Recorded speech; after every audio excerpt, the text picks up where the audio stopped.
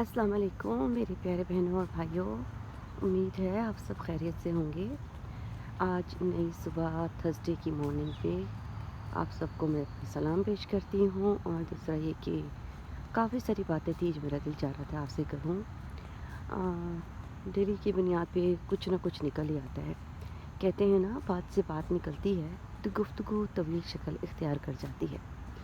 जी हाँ, जैसे कि आप किसी के घर जाएं और वो टेबल पे खाना लगा रहा हो आपके लिए और अचानक गिर जाए, और इस गिरने पर एक नई बात शुरू हो जाती है। या कोई अचानक ही खाना खाते हुए खांसने लग जाए तो उस खांसने पर अचानक से एक नई गुफ्तगू का आगाज़ हो जाता है। तो बात से बात निकलती है तो तवील शक्ल इख्तियार कर जाती है। ज़िंदगी की बातों का मौजू जो है वो बदलता रहता है। तो आज मैं आपको एक बात बताऊंगी। कल मुझे किसी ने वीडियो भेजी नहीं, शायद मेरी नज़रों से गुज़री। वो इस बारे में थी कि एक आदमी यानी कि अमेरिकन था और उसे जो है ना जहर दिया जा रहा था उसकी अपनी ख्वाहिश पे कि वो मरना चाहता है। और उसे कहा था कि ये शरबत है, आप पी लीजिए, और अगर आप खुद चाहते हैं कि आप मरना चाह रहे हैं तो आप पी लीजिए ना। और वो उसने अपनी विलिंग से जो है ना उसे पीने की कोशिश की। आप यकीन जानिए, जब वो वीडियो में देख रही थी ना तो मुझे इतना, मतलब मुझे बहुत ज़्यादा वो हो रहा था, मुझे खुद ना जैसे पेन सा फ़ील हो रहा था, इतना शदीद पेन सा मुझे फ़ील हो रहा था। यूँ लग रहा था जैसे वो ज़हर जो है ना मैं पी रही हूँ और मेरी हलक से नीचे उतर रहा है। और यकीन जानिए, जब उस वीडियो का एंड था ना, एंडिंग, उसमें उस आदमी को इतनी शदीद तकलीफ़ हो रही थी, इतनी शदीद तकलीफ़ हो रही थी ना, अल्लाह माफ़ करे। मैं कहती हूँ इंसान को समझ ही नहीं आती है, इंसान क्या करने लग जाता है अपने साथ ना।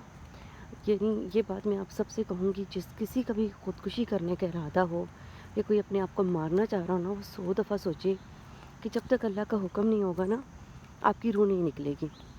अगर अगर आप खुद जानबूझ के अपनी रूह निकलवाना चाहें तो उस वक़्त भी आपको इतनी तकलीफ़ होगी ना कि आप सोच भी नहीं सकते। उसकी वजह एक मैं बताती हूँ कि देखिए, जैसे बाज़ औक़ात इंसान ख़ुदकुशी करने की कोशिश करता है और वो किसी ऊंची बिल्डिंग से छलांग लगाता है। आपको क्या पता, आपकी तो ज़िंदगी लिखी हो, आप तो जानें कि भाई बस अभी 2 सेकंड में मैं गया तो गया।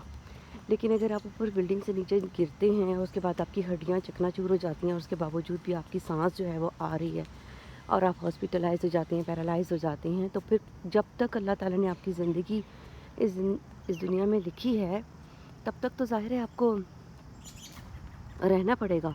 तब तक तो आपको यहाँ पे जीना पड़ेगा, चाहे आप घुट-घुट के मरें लेकिन आप रहेंगे।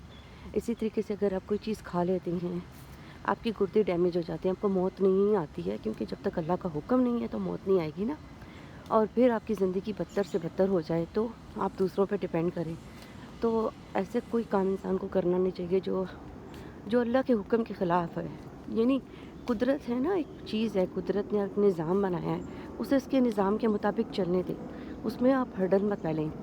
मेरे प्रोफ़ेसर साहब बहुत अच्छी हैं, बहुत नाइस है। जब भी कभी मैं ज़िंदगी के किसी मसले में से गिरती हूँ, परेशान हो जाती हूँ, तो मैं, आप यकीन जानिए, सिर्फ़ उनको कॉल करती हूँ। मैं आपको इसके बारे में भी बताऊँगी। जब मैं उनको कॉल करती हूँ ना, मैं उनसे मशवरा लेती हूँ, सर मैं क्या करूँ ना?